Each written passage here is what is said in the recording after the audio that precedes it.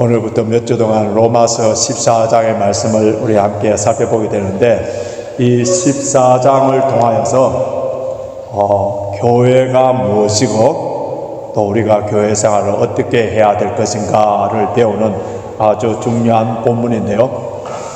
바울이 보낸 이 로마서 편지를 받는 이 로마 교회는 다른 고린도 교회나 다른 교회와 달리 이 바울이 가서 전도하여서 세운 교회가 아닙니다. 이 교회는 예수님이 부활승천하신 후에 그 오순절 날에 곧 각지에 흩어져 있던 사람들이 그 오순절 절기를 지키기 위해서 예루살렘에 왔다가 그때에 마가다락방에 성령이 강하게 임재하여서 성령 충만한 베드로가 나와서 복음을 전했을 때, 그때 복음을 받아들이고 예수 그리스도를 믿고 다시 로마로 돌아갔던 그 사람들이 세워진 교회. 그렇기 때문에 아직 교회당 건물이 없어요. 교회 안에서 이렇게 직분자도 세우지 못하고 조직적인 체계적인 것을 갖추지 못한, 그러니까 가정에서 모여서 드리는 소위 가정교회들이었습니다. 로마서에서 교회라는 말이 5번 나오는데 복음서에서는 딱 한 번 나오죠. 마태복음 16장 한 번 나오는데 이 로마서에서 5번이나 교회라는 말이 나오는데 모두가 16장에 나오는데, 여기서 교회는 사도들의 가르침을 아직 받지 못했기 때문에 그들이 복음에 대해서, 교리에 대해서 아직 많이 약한 부분들이 있었습니다. 그래서 사도 바울은 로마를 방문하여서 곳에 복음을 전하기를 원했고, 또 뿐만 아니라 로마서라는 편지를 써서 복음을 전하기를 원했었어요. 비록 그 교회가 복음 때문에 세워진 교회입니다마는, 그러나 사도 바울은 그곳에 가서 다시 복음을 전하기를 원한다는 것은 우리에게 던져주는 굉장히 중요한 메시지가 있어요. 교회는 항상 복음을 전해야 돼요. 교회는 다시 복음으로 돌아가야 됩니다. 개인이나 교회나 예수 그리스도의 복음 위에 굳건하게 서 있을 때, 아무리 가난하고 아무리 병들고 아무리 어렵다 하더라도 절대로 흔들리지 않습니다. 그런데 사람 위에, 돈 위에, 다른 것 때문에 서 있는 가정이나 교회는 환난과 풍파가 오면 다 무너져 버립니다. 교회도 마찬가지입니다. 그래서 교회는 들었던 복음, 그 복음을 다시 들어야 되고, 교회는 다시 복음으로 돌아가야 되는 것이 이 로마서를 통하여서 우리에게 가르쳐주는 중요한 교훈입니다. 복음 위에 굳건하게 서 있는 교회는 한결같이 예수 그리스도 안에서 한 몸을 이루고 있는 것입니다. 로마서의 9절을 보면은, 이제 제가 몇 배나 말씀드려서 잘 아실 거예요. 1장에서부터 11장까지는 교리적인 부분이에요. 하나님께서 우리가 구원받기 위해서 무엇을 하셨는가? 투비에 관련되는 부분이라면은 12장에서부터 마지막 16장까지는 하나님의 은혜로 구원받은 하나님의 백성들이 어떻게 살아야 될 것인가? 삶의 윤리적인, 실천적인 그런 부분들이 나옵니다. 하나님의 은혜로 구원받은 이제 새롭게 변화된 하나님의 자녀들이 그 복음에 따라서 살아야 되는데, 그 복음에 따라서 새로운 삶의 모습으로 나타내 보여줘야 될 첫 번째 현장, 그것이 어디냐 하면은 바로 교회예요. 교회에서 어떻게 해야 되느냐 하면은 예수 그리스도의 한 몸으로서 주 안에서 하나가 되는 겁니다. 그래서 교회는 비록 다양한 사람들이 모였습니다마는 머리이신 예수님, 이 교회의 주인이신 예수님, 우리의 왕이신 예수님의 명령에 순종하는 그런 사람들이기 때문에 교회는 주님의 몸으로서 당연히 하나가 되어야 되고 화목하고 평화를 이루어야 되는 것이 바로 교회예요.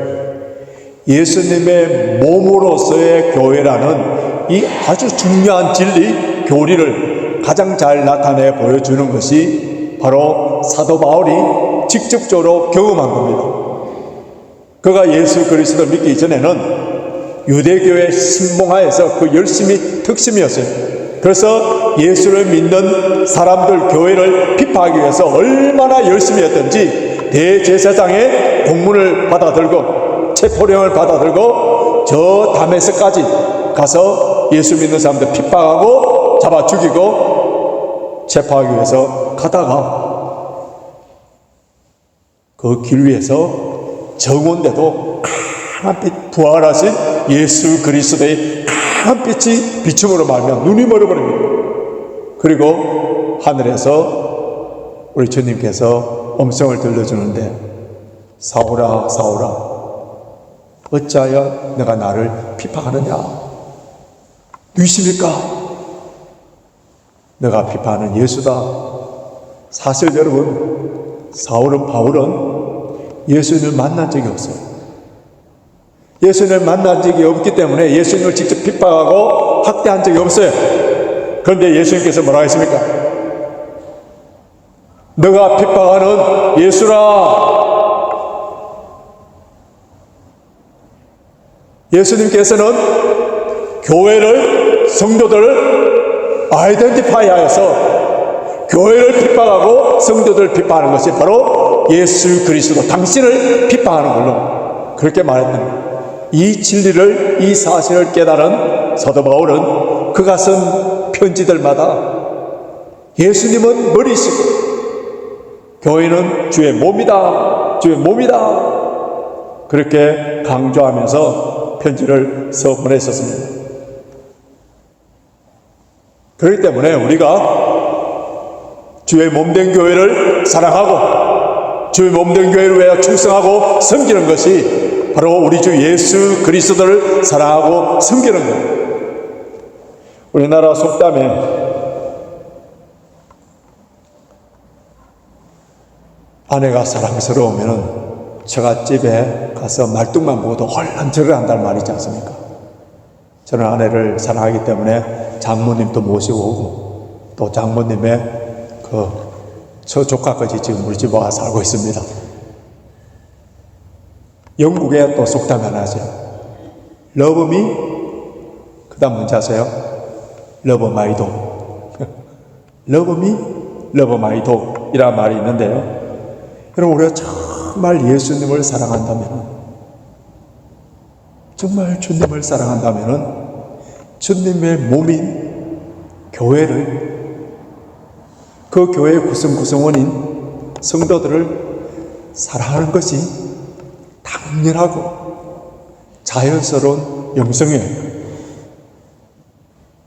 성장하는 교회, 부흥하는 교회, 건강한 교회, 공통점이 하나 있는데 그 공통점이 뭐냐 하면요, 성도들과의 관계가 좋은 교회다. 특별히 새신자들이 그 교회에 왔을 때에 아무런 장벽이 없이 쉽게 기존적인 성도들과 친교하며 하나가 될 수 있는 교회가 좋은 교회라는 거예요. 우리 교회가 20년째, 지금 내년에 20주년인데요. 우리 교회 좋은 교회입니까? 우리 교회 처음 온 성도들 가운데에 많은 분들이 우리 교회 성도들이 참 친절하고 따뜻하게 대해주어서 교제하기가 쉬웠다고 그렇게 말씀을 하시는데, 여러분 이런 반응이 나오기까지 정말 우리 교회에 이름도 없이 빛도 없이 섬기시는 분들이 있어요. 어느 집사님은 이사를 하면은 이사하는 날 반드시 음식을 만들어서 챙겨주시는 분이 있고요. 어떤 분들은 차량 공사를 열심히 잘해주는 분도 있고요.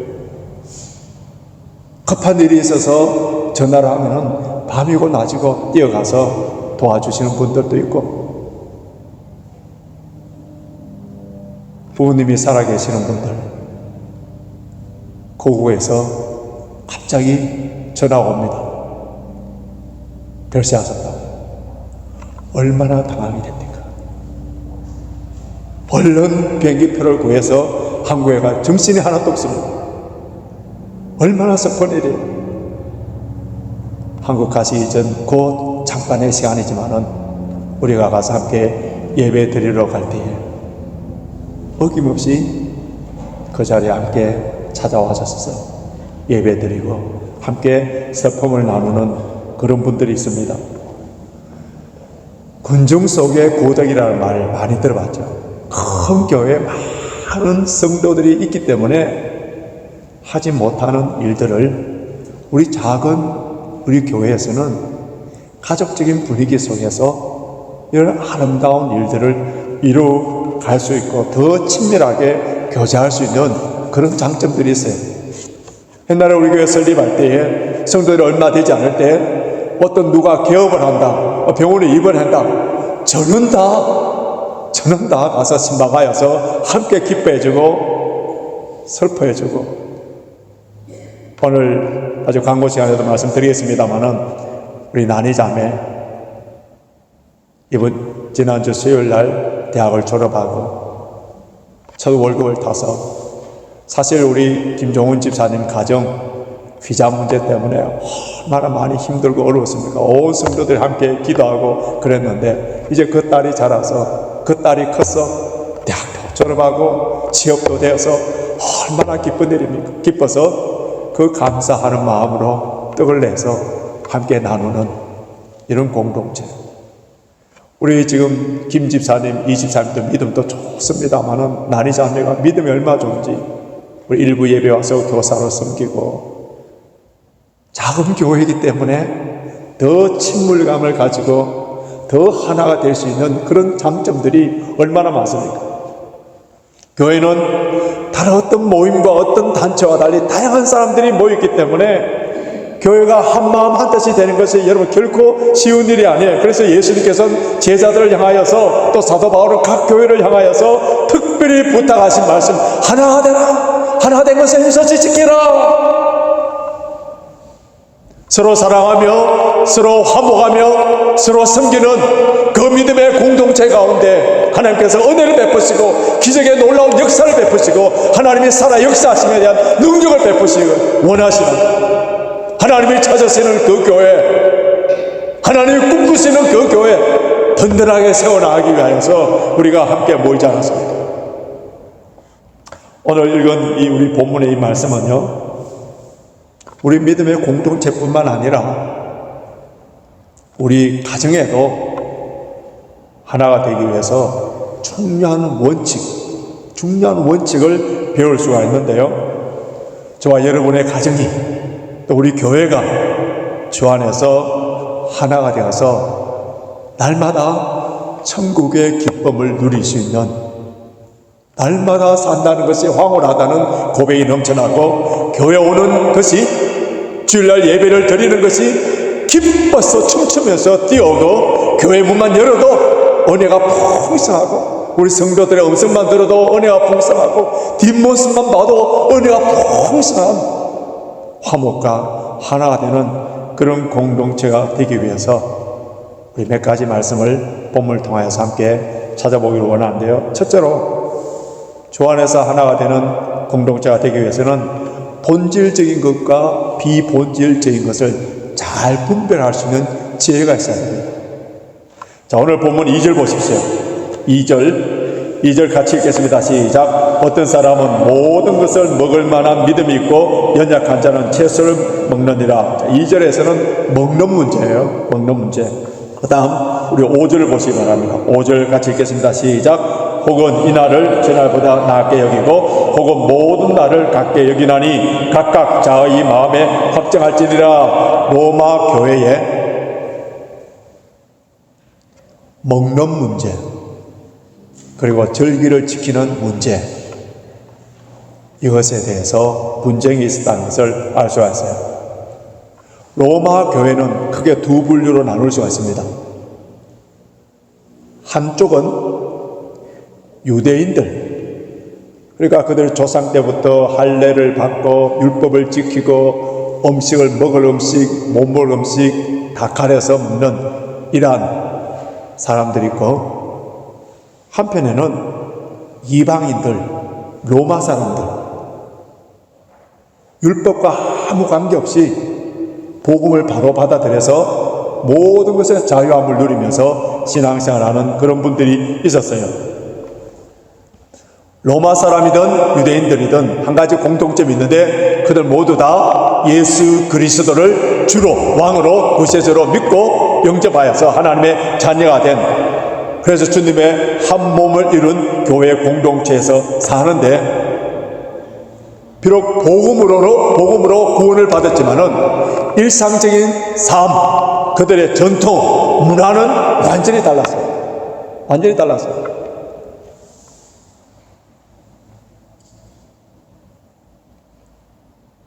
유대인들은 로마에서 고기를 먹지 않았습니다. 그래서 대부분 유대인들은 로마의 어떤 사람이냐면 2절 하반절 보십시오.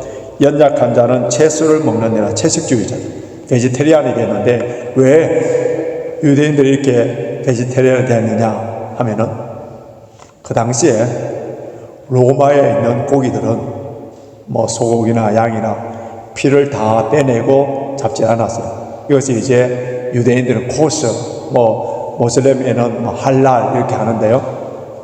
그리고 모든 고기들은 먼저 신전에 가서 바칩니다. 그것을 이제 시장에 파는데, 왜 그렇게 하느냐 하면은, 로마에 있는 시민들은 신전에 가서 이렇게 우상을 숭배를 해야 되는데 시간이 없어서 잘 가지 못하는 거예요. 그러면은 시중에 파는 그 고기를 사 먹음으로 말미암아 내가 제사에 참여한 것으로 인정받는 겁니다. 그러니까 이미 바쳐진 그 고기를 파니까 유대인들에게는 그것이 용납이 안 되는 거예요. 그래서 고기를 아예 사 먹지 않으니까 이제 채식만 하게 됩니다. 뿐만 아니라 유대인들은 그들에게 조상 때부터 내려오던 그 절기들, 잊지 못할 그 큰 사건들에 있었던 그 절기들, 오순절, 유월절, 장막절, 그거를 거룩한 날로 지켰었어요. 그런데 유대인이 아닌 로마 사람들에게는 그 고기 먹는 문제에 있어서 아무런 끔찍한 미 없습니다. 그럼 모든 날이 똑같은 날이기 때문에 특별한 날이라고, 거룩한 날이고 안 거룩한 날이고 이렇게 생각하지 않았어요. 이런 전통과 문화의 배경이 완전히 다른 사람들이 예수를 믿고 한 교회에서 신앙생활을 하는데, 근데 문제는 교회 안에서 이런 일을 통해서 상대방을 비판하고 업신여기는 일이 교회 안에 나타납니다. 그러니까 교회는 이러한 분쟁과 다툼이 일어날 수 있는 항상 위험한 요소가 있다는 거예요. 얼마나 로마 교회가 이런 부분에 대해서 심각해서 사도 바울이 편지를 썼느냐 하면, 자, 제가 읽어드릴 테니까 여러분 줄치면서 따라가 보십시오. 자, 1절 보십시오. 하반절에 비판하지 말라 주쳐넣어 보십시오. 3절에 업심 여기지 말고, 또 그 다음 판단하지 말라. 4절 또 보십시오. 남의 하인을 판단하는 너는 누구냐?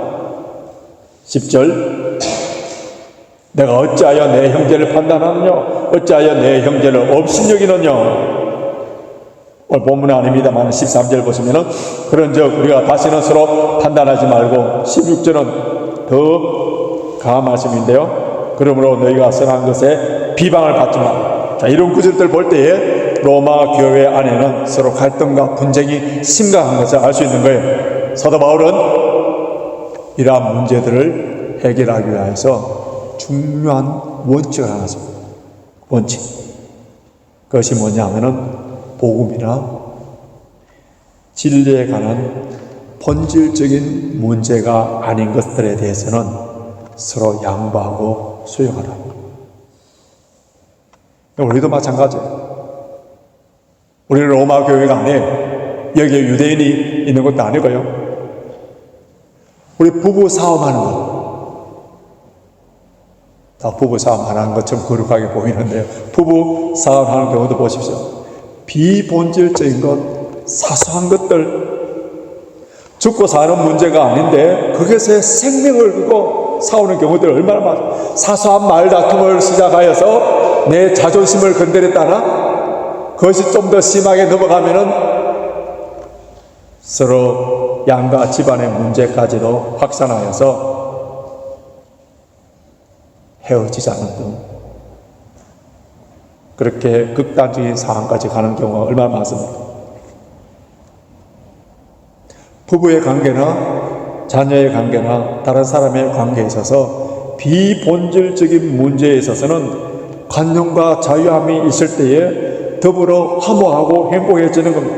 교회도 마찬가지예요. 여러분, 진리의 문제, 복음의 문제, 이 부분에서는 조금도 양보할 수 없는 거예요. 그러나 그 외의 것들은 다 내가 기준이 되어서 싸우는 겁니다. 주님이 기준이 되면 싸울 일이 없어요. 다들 교회에서 시험받았다, 상처받았다, 솔직하게 다 주의 교회를 위하여, 주의 영광을 위하여 다 거짓말해요. 뭐예요? 내가 기준이에요. 내가 기준. 그래서 다 싸우는 거예요. 상처받는 거예요.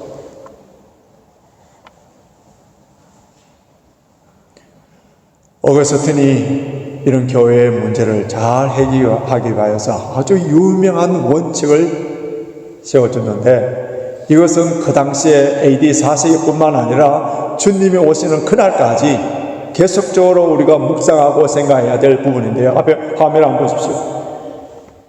본질적인 것에는 일치를, 비본질적인 것에는 자유를, 모든 것에 사랑을. 이거 좀 바로 외워버리세요. 지금 안 외워주시는 분들, 둔필성총, 희미한 연필이 아주 사업한 머리보다 더 낫다 했는데 적어놓으세요.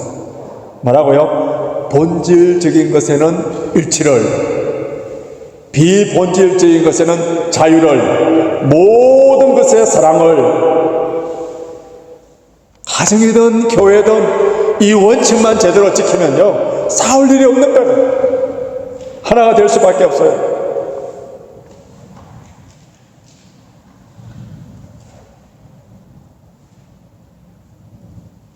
비본질적인 것에는 왜 그래? 이 교회에 복음이 아니고 이란이 들어오고 다른 것에 대한 것은 그렇게 허용을 잘하고 잘 받아들이고 얼마나 간용이 많은지 교회들마다. 비본질적인 거 다 넘어갈 수 있는 문제들, 내가 마음껏 자유함을 누릴 수 있는 거기에 목숨을 걸고 얼마나 어리석습니까? 양보하고 수용하고 이해해 줘야 될 부분들은 넘어가시면 돼요. 둘째로 주 안에서 하나가 되기 위해서는 믿음이 강한 자가 믿음이 약한 자를 품어줘야 돼요. 자, 1절 보십시오. 1절 같이 읽겠습니다. 시작. 믿음이 연약한 자를 너희가 받되 그의 의심하는 말을 비판하지 말라. 믿음이 연약한 자. 여기서 믿음이 연약한 자라는 말은 그 당시의 컨텍스트 속에서 봐야 되는 내용인데요. 주로 누구냐면 유대인들입니다. 유대인들 중에서 예수를 믿는 사람들인데요. 그들은 예수 그리스도의 복음으로 구원받았지만은 그러나 조상 대대로 지켜내려왔던 그 율법, 절기 이런 것을 따랐던 사람이에요. 그런데 이방인으로서 예수를 믿는 사람들은 복음 안에서 마음껏 자유를 누리고 있는 거예요. 그런데 이런 이방인들이 교회 안에 유대인으로서 할례를 받고 그다음 절기를 지키고 고기를 먹지 아니하고 채식주의만 되는 그러한 사람들을 보고 업심여기거나 비판하지 말고 어떻게 하라고요? 다시 1절 보십시오. 믿음이 연약한 자를 너희가 받되 줄쳐놓으십시오. 받는다. 억지로 할 수 없이 의무감에 받아들인다는 뜻이 아니에요. 여기서 받다는 말이 프로스 람바노라는 헬라어 단어인데, 이 헬라어 단어가 또 어디 나오느냐 하면은 요한복음 14장 3절에 나옵니다. 어떨 때 사용되는지 잘 보십시오. 예수님께서 제자들에게 뭐라고 말씀하셨냐 하면은, 가서 너희를 위하여 거처를 예비하면 내가 다시 와서 너희를 내게로 영접하여 나 있는 곳에 너희도 있게 하리라. 여기에 영접한다 하는 그 단어가 프로스 람바노, 여기 나오는 밧데라는 단어 같은 단어예요. 자, 한번 상상해 보십시오. 밧데라는 단어가 어떤 단어냐 하면은, 예수님께서 제자들을 천국에서 맞이할 때, 아니 예수님께서 우리를 맞이할 때 억지로 너 왜 왔니? 이러겠습니까? 기뻐하며 즐거워하면서 맞이해 주시는 그 맞이해 줌이 오늘 본문에 나오는 그 단어예요. 우리가 교회 안에서 믿음이 연약한 사람들,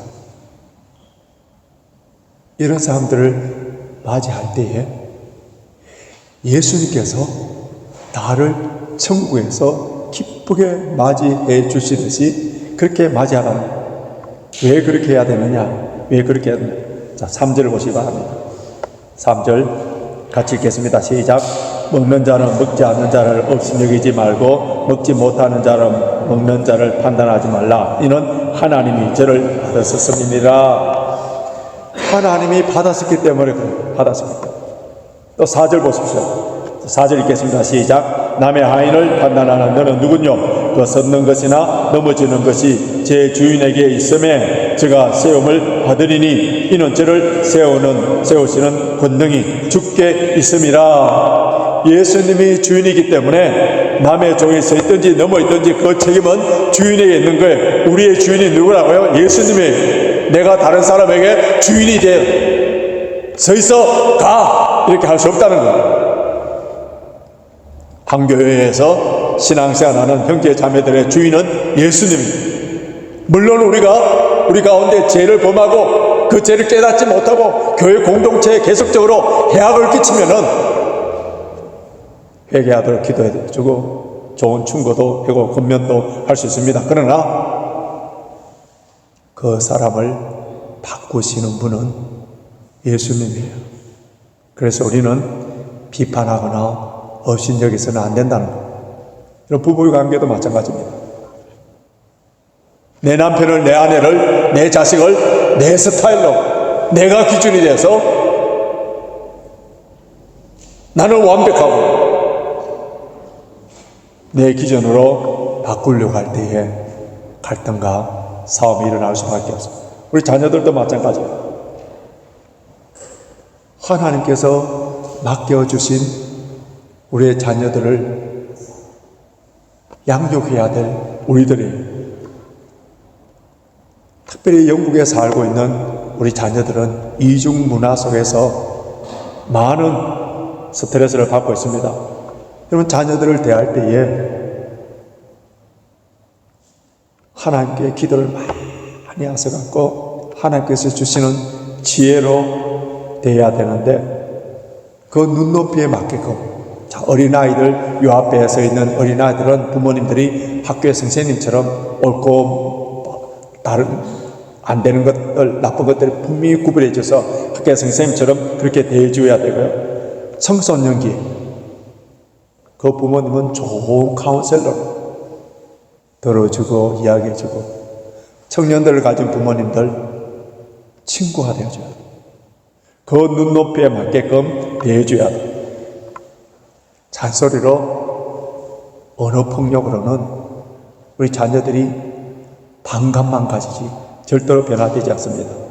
세상에는 나쁜 자녀가 없고 세상에는 나쁜 개가 없다는 말처럼 나쁜 부모 밑에 나쁜 자녀가 나타나는, 나쁜 주인 밑에 나쁜 개가 되는 거예요. 그런데 우리 자신의 나쁜 성품, 나쁜 습관, 이런 것들이 쉽게 바뀌어집니까?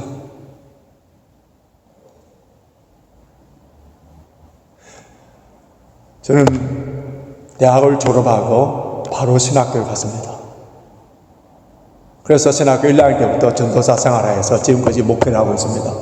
수많은 설교를 했고 수많은 성경을 가르치면서 여기까지 왔는데, 그렇다면은 이제 63세가 되면은, 이 정도 나이가 되면은 제가 서면은 뒤에 영광스러운 광채가 비치고 여러분들이 제 얼굴만 봐도 편안해지고 감동이 오고, 다 반대로 지금 생각하고 계시는 분들이 많은 것 같은데요.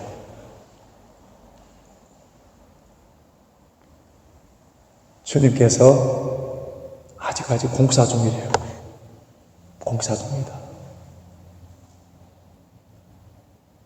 저를 받아주시고 기다려주시고 소망을 가지고 때로는 훈련시키시고 연단시키시고 이거 갖고 넘어지고 시험 들까 싶어 때로는 기쁨을 주시기도 하시고 푸른 초장으로 찬잔한 물가로 인도하셨다가 또 교만해서 넘어질 것 같으면 사망의 엄청난 골짜기를 가도록 해서 주님만 의지하도록 만들고,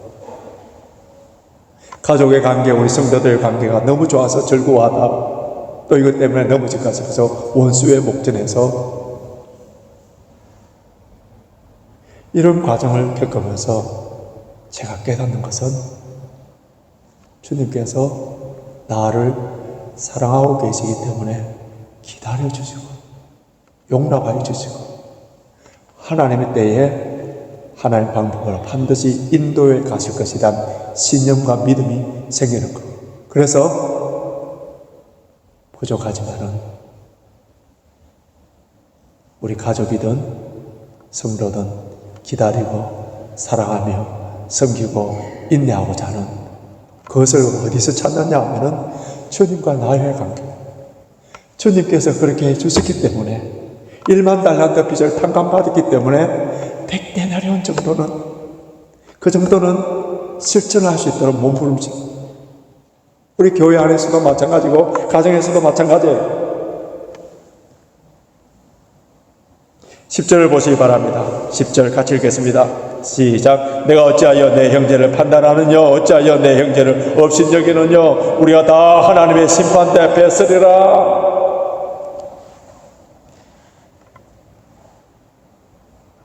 판단이라는 말을 정확하게 번역하면 정죄입니다. 정죄.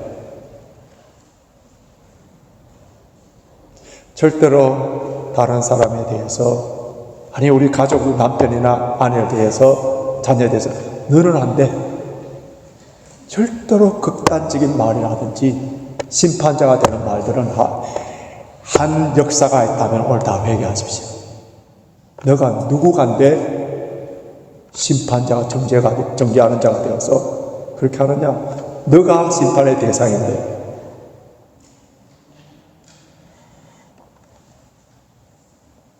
교회도 보면요, 오래 신앙생활하고 교회에서 귀한 직분을 맡은 사람과 교회 온 지 얼마 안 되는 사람들과 비교해보면은 교회 처음 오시는 분들이 교회로 문제를 일으키고 분쟁을 일으키는 법은 절대로 없습니다.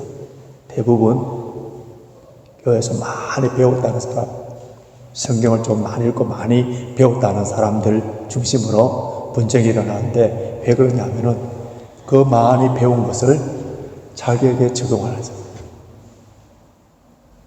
하나님의 말씀을 배우고 묵상하고 그것을 내 자신에 적용한다면은 다른 사람을 향하여 정죄할 수 있는 겨를도 안 되고 자격도 안 되는 것을 느낍니다. 우리가 하도 들어서 잘 아는, 쉽게 아는 말, 대인, 준풍, 지기, 추상. 다른 사람들을 향하여서는 봄바람처럼, 내 자신을 향하여서는 가을 서리처럼 냉정하게. 예수님께서 뭐라고 했습니까?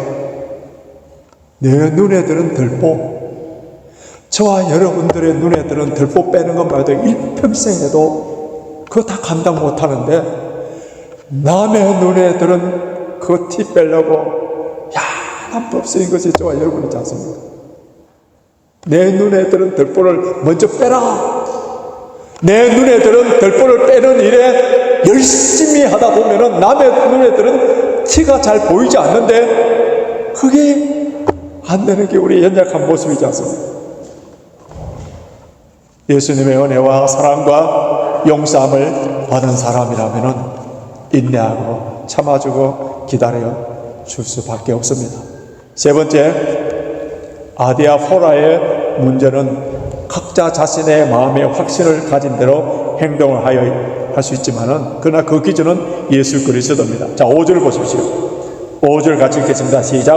혹은 이 날을 저 날보다 낫게 여기고 혹은 모든 날을 같게 여기나니 각각 자기 마음에 확정할지니라. 자, 이 날이 중요하냐 저 날이 중요하냐, 유대인들은 뭐 다 이렇게 정해놓고 그렇지 않습니까? 그런데 뭐라고 사도 바울은 자기 마음에 확정할지니라.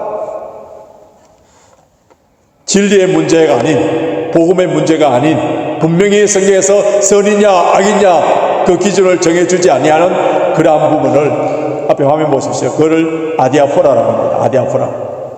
여러분 신앙생활 하다 보면은 이런 아디아포라의 이슈의 문제 많이 그 앞에 서서 판단을 해야 될 때가 있어요.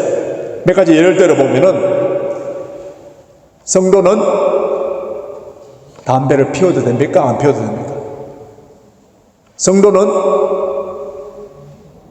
포도주를 마시고 맥주를 마셔도 됩니까? 안 됩니까? 오늘 아침에 커피 마시고 오신 분들, 성도는, 하나님의 자녀는 커피를 마셔도 됩니까? 안 마셔야 됩니까? 자, 이런 것에 대해서 성경에서는 하라 하지 말라 없는 거예요. 우리나라에 선교사님들이 복음을 전할 때 그때 우리나라 사람들은 술, 담배에 찌어 있었습니다. 노름에. 그때 선교사님들이 예수를 믿는 사람들은 거룩하고 세상 사람들과 구별된 삶을 살기 위해서 술, 담배를 하지 못하도록 만들어 버렸어요. 세례 받을 때에 술, 담배 하는 사람들은 세례도 주지 않았었어요. 복음이 중국에 들어갔을 때에 중국의 수많은 사람들이 아편으로 말미암아 정신이 흐리멍텅하게 있었어요. 중국의 예수 그리스도를 믿는 사람들에게는 아편을 하지 못하도록 교회가 만들었습니다. 복음이 브라질로 들어갔을 때에 브라질 사람들은 밤늦게까지 삼바춤을 추면서 밤을 새우면서 노는 그런 문화였었어요. 밤늦게까지 깨어 있으려니까 그 커피를 진하게 마시고, 그래서 브라질에서는 예수를 믿는 사람들에게는 커피를 마시지 않는 것이 그들의 미덕으로 삼았습니다. 그렇기 때문에 복음이 들어갈 때마다 그 나라 백성의 신앙생활에 맞게끔 세상 사람들과 구별되는 습관과 풍습을 금하는 것들이 있는데, 이것은 문화적인 요소를 할 수 있어요. 그런데 진리가 너희를 자유케 하리라. 복음 안에 진리 안에서 우리는 무엇이든지 다 자유함을 누릴 수가 있는데, 그러나 두 가지에 어긋나지 않는다면은 모든 것을 다 누려도 돼. 예수 그리스도 안에서. 그 두 가지가 뭐냐 하면은, 첫 번째, 이것이 주님을 위한 것인지, 주님을 위한 것인지, 그것이 첫 번째 기준이에요. 자, 오늘 본문 6절에서 8절, 6절에서 8절 제가 읽을 때에 강조되는 부분, 강조해서 큰 소리 읽을 때 줄치면서 따라와 보십시오. 날이 중히 여기는 것도 주를 위하여 중히 여기고, 먹는 자도 주를 위하여 먹으니 이는 하나님께 감사하며 먹지 않는 자도 주를 위하여 먹지 아니하며 하나님께 감사함이니라. 우리 중에 누구든지 자기를 위하여 사는 자 없고 자기를 위하여 죽는 자도 없도다. 우리가 살아도 주를 위하여 살고 죽어도 주를 위하여 죽나니, 그러므로 사나 죽으나 우리가 주의 것이로다. 주를 위하여, 주를 위하여. 얼마나 많이 나옵니까?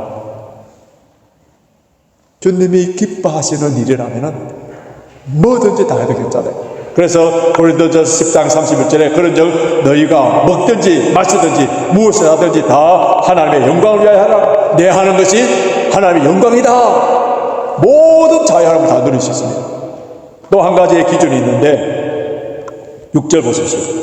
자, 6절 같이 읽겠습니다. 시작. 날이 중히 여기는 것도 주를 위하여 중히 여기고 먹는 자도 주를 위하여 먹으니 이는 하나님께 감사하며 먹지 않는 자도 주를 위하여 먹지 아니하며 하나님께 감사하느니라. 내가 어떤 일을 결정하고 행동할 때 이것이 하나님께 감사할 수 있느냐? 하나님께 감사할 수 있느냐? 물어봐요. 이 두 가지 질문에 yes 되면은 무엇이든지 그 자유함을 누릴 수 있는 거예요. 그래서 우리가 먹는 문제, 옷을 입는 문제, 휴가를 가는 문제, 취미생활, 직업을 선택하는 것 양심에 어긋나지 아니하고 주를 위하고 그리고 하나님께 감사할 수 있는 것이라면 무엇이든지 즐길 수 있는. 그래서 성경에서는 선인지 악인지 명확하게 분별해 주지 않는 그런 모든 아디아포라의 문제에 두 가지 기준으로 통하여서 해결할 수 있는 거예요. 이제 말씀을 정리해 보겠습니다. 우리 교회가 하나가 되고 우리 구역 식구들이 하나가 되고 우리 가정이 하나가 되기 위해서는 믿음이 강한 사람이 기준이 된다든지 사람들이 만드는 원칙 그 법이 기준이 되어서는 안 되는 거예요. 예수 그리스도만이 기준이 되고 중심이 되어야 됩니다. 예수 없는 공동체는 하나가 될 수 없습니다. 아름다운 조화를 이룰 수 없어요. 예수 없는 곳에는 하나가 되기 위해서는 힘센 사람들의 지배로 말미암아 회개하는 될 수 있지만은 화목하고 하나는 될 수 없습니다. 가정이나 교회에서 서로가 하나가 되지 않는다면 먼저 내 자신부터 살펴봐야 됩니다. 내가 심판자가 되어서 내가 기준이 되어서 내가 판단하고 내가 마치 전지전능하신 하나님처럼 되어 있기 때문에 화목이 깨어지고 분쟁이 일어나게 됩니다. 내가 말씀에 깨어서 기도하면 본질과 비본질적인 것에 잘 분별하게 되어서 복음과 진리에 있어서는 하나가 되도록 비본질적인 것에는 자유함을 그 모든 것에서는 사람을 통하여서 행동하기 때문에 그런 사람이 화목해 만드는 것, 교회를 아름답게 든든하게 세워나가게 됩니다. 말씀에 명확하게 밝혀주지 않는 이런 부분에 대해서 양심에 따라 자유함을 누릴 수가 있습니다만은 그 자유함도 하나님을 위함인지 그리고 이 일을 통하여서 과연 내가 하나님께 감사할 수 있는 것인지를 생각하여서 그렇지 않는다면은 그 자유함도 가감하게 포기할 수 있는 그것이 바로 성숙한 성령 충만한 사람들의 모습이에요. 믿음이 연약한 사람들을 비판의 대상으로 삼는 것이 아니라 사랑과 섬김의 대상으로 삼아요. 우리 교회에 직분이 있는 분들, 오랫동안 신앙생활 하신 분들, 성령 충만하신 분들, 더 많이 봉사하시는 분들, 넓은 마음을 가지시고 주님께서 참고 기다리신 것 같이 나도 참고 기다리며 섬기고 사랑하고 위하여 기도해 줄 때에 우리 교회는 하나님이 기뻐하시는 교회, 이 교회에 소속된 모든 성도들은 함께 행복하며 즐거우며 세상 사람들에게도 칭찬을 받는 그런 교회가 되기 때문에 저와 여러분들이 주의 몸된 교회를 섬기며 또 우리 가정을 든든하게 세워나가는 일에 있어서 오늘 주신 이 말씀을 내 삶 속에 구체적으로 적용하여서 교회와 가정을 든든하게 세워나가시길 주님의 이름으로 축원합니다.